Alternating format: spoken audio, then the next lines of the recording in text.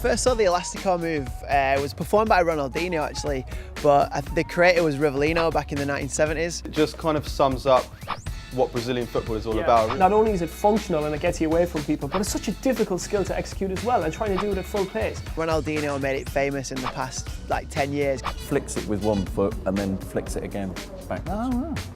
I thought Elastico was when the elastic went on your pants. In Spain we call it el caño, and I think it comes from more South American tradition. I think with the nutmeg, it's like the humiliation thing. Like we used to do it in the playground all the time. It's not a nice feeling when it happens to you, because also you're sort of caught flat-footed. So if somebody nutmegs you, you've very little chance of recovering. So you know, that just adds to the humiliation. If I'd stuck it through Julian Dix's legs or Razor Ruddock, you know, if I'd shouted Megs, that is a very disrespectful thing to do. You know, there could be injuries there. If you achieve it, you don't shout Megs unless you're meant to. When we were kids, we used to call it the Pelé flick, because I think it was the film Escapes of Victory, is it, when Pelé did it? So it was really famous through that. I'm sure a lot of people have seen it, Pelé doing it, but I don't think many people have seen it doing it again. Because it's a very, very difficult skill to do. And we just used to do it in the playground, but JJ Okocha did it probably in the last 5-6 years.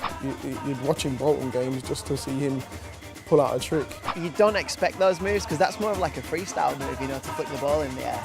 And it's popular, but to do that in a Premier League game or a World Cup like that is pretty, it's impressive. Seal dribble was invented by a Brazilian football player, Curlon, and made famous probably recently by Nani against Arsenal. He was back to goal, he was just dribbling it with his head. That's freestyle in a game done properly because the ball's on your head, and everyone says, oh, you put the ball on your head and run, but like Curlon actually did it in a match and proved it works. So it's balance, speed, coordination, and you can't really see that much because you're looking up as well. So to do that in a game is brilliant. It's ridiculous, really. If someone was dribbling with their head, you'd be tempted to nut them. If someone's dribbling with their head, I'd call them an ambulance.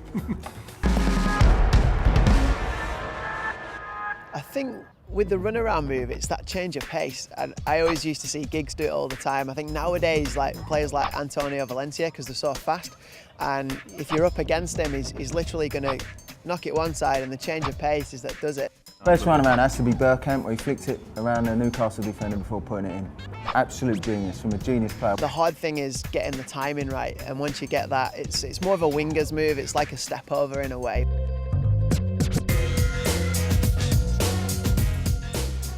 You have your right leg, if it's your kicking foot, and you kick behind your left like that. Oh, that one. If you're not too great on one foot, you can wrap your other one round and cross it in.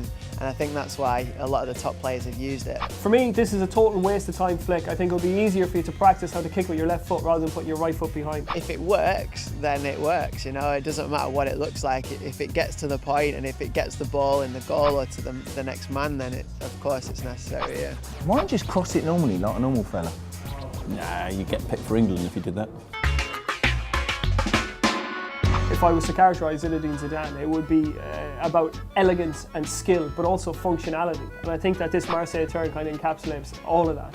Played against Zidane a few times, and I see in live that turn. It's almost like a ballerina, is like pirouettes on the ball. And I think the best way of doing it is on an angle, because your body's in the way of the ball and the man, and that's why it's a great move. Is that the one where you tread on top of the ball and turn it around? Yeah. No, I'm not good enough for that. I've only got little legs, I can't get my feet up that high.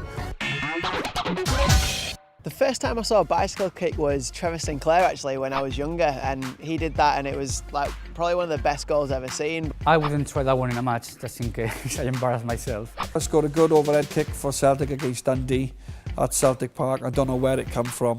I think 50,000 of the crowd were surprised as I was that I'd done it, and I pulled it off. The timing as well, because you're going to have your feet above the head, obviously. So to have the right timing and to get the right touch of it, it's quite difficult, and it needs a lot of practice. We all tried a bicycle kick though, don't we? Yeah, I've tried it on a bouncy castle after being drunk. I always remember Danielson back in '98 World Cup. He'd just like go up to someone and do about 20, and the guy was like falling over in front of him. Players with quick feet do it 4 or 5 times. They go step, step, step, steps, and then they go one way or the other. Obviously players like Ryan Giggs use it, Ronaldo. David Rocastle at Arsenal had a great step over Rocky. Chris Waddle had a brilliant step over. It's the type of move like wingers would use to get around your man and cross the ball in. 1974, World Cup finals, Germany, Johan Cruyff with a turn. When I saw that, I jumped out of my seat. It's one of the great images of World Cup history, Cruyff doing that turn on the Sweden right back. Cruyff was a genius, and by doing it behind your other leg, what allows you to get the ball in a position where you're already directed to the, well, obviously to the goal or to the line where you're facing. So it's pretty quick and very practical. If you turn and go the other way, it's very hard for them to take the ball away from you, and it's very effective.